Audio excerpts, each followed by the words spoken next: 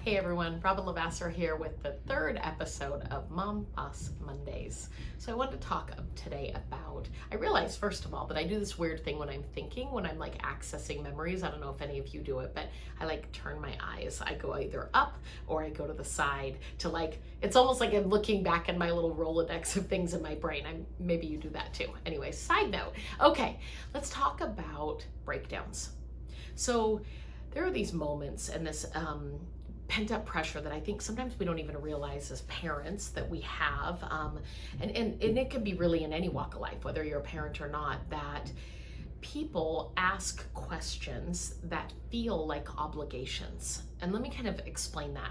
People say things like, "Are you going to breastfeed?"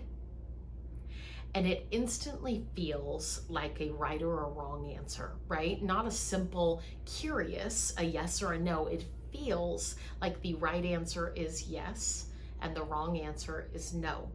And whether it's the person projecting or you feeling it yourself, I think we take that on as like, I'm either good, I'm a good mom, I care enough, I love them enough, I am worthy of this, or I'm a bad mom, or a lazy mom, or a not as invested mom as somebody else. And we play it two ways, right? We play it in an obligation, we play it in a comparison game. And so I remember being at home with the babies and having three at once obviously put a big damper on breastfeeding. And so when I had Griffin, it's interesting, I breastfed until I got to work. And then the truth is I probably could have made it work, but if I really pause and I'm honest with myself, I didn't want to. It interrupted my work day. Now I see other mothers that do incredible with breastfeeding for over a year, 2 years. Everybody's life is different, right? People choose different things.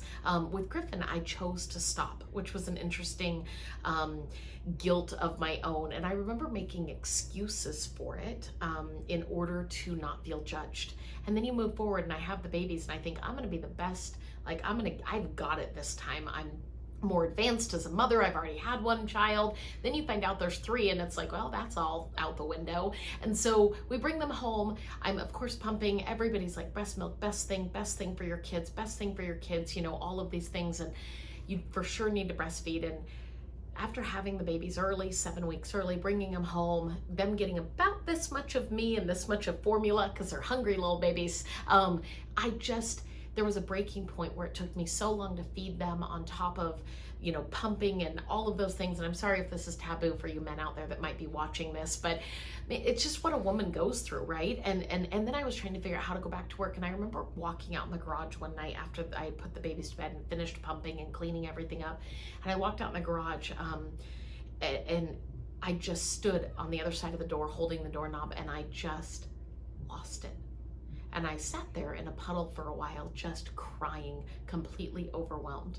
And you might do this with nobody to go back inside to talk to about it. I was very lucky I could go back inside and talk to John. And I remember vividly John looking at me and saying, "Who were you afraid of?" And I thought, "What do you mean?" And he said, "Who are you afraid of letting down?" And I said, "The babies." And he said, "You don't think the babies know you love them?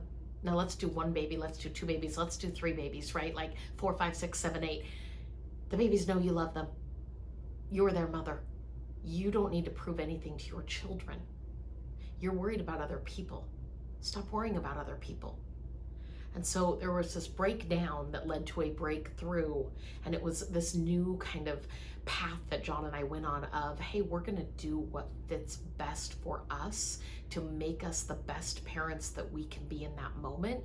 And for me, breastfeeding was no longer part of the equation, right? Like it just became, and it's not because I didn't love my children, it was because it was one thing on the plate. Now, other people could tackle that. They might be able to. Me personally, I couldn't. And so I think it's important as women, I think it's important as human beings that we stop comparing what worked for you and putting that on other people that it should and could work for them.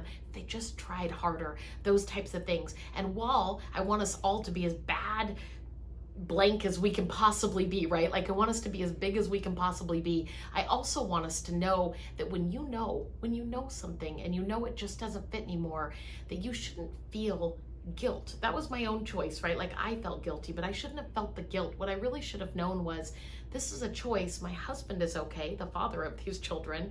I'm okay, and ultimately my babies are okay. And it wasn't a defining moment of me being a good or a bad mom. It was a defining moment of me being more self-assured that what I needed to choose, that what would fit best for my family was a breakthrough to being even a better mother, because I was choosing balance and happiness and those things in order to be the best version of me for them. And I think that's a really, really key point, right? So whether you're a breastfeeding mom, not a breastfeeding mom, it's not even about that. It's really about the moments where you might be having a breakdown, and then you really, really seek a little deeper in your soul to find out who you're actually doing it for, why you're doing what you're doing, and what you're actually afraid of. And is it judgment? Is it surface items that you're trying to make better? Or is it truly at the root of what is best for you as a human being, for your family? And then maybe that's your career, right? Like I wanted to go back to work. That was part of it. It was part of the pressure I was feeling. It's okay to choose all of those things. You can make very few people happy in your life. You don't need to please everybody. But the first person you got to start with, right here, you got to start with you. I look forward to seeing you next week.